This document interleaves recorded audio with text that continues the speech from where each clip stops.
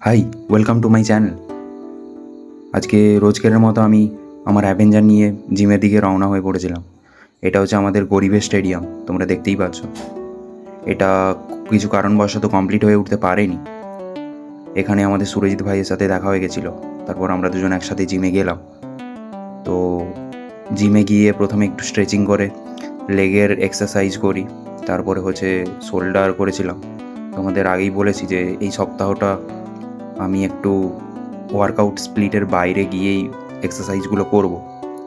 তাই যেমন তেমনভাবে করছি, যাতে মোটামুটিভাবে মাইন্ড মাসেল কানেকশানটা ভালোভাবে ডেভেলপ করতে পারি, দিয়ে পরের উইক থেকে আবার ভালোভাবে এক্সারসাইজগুলো করব।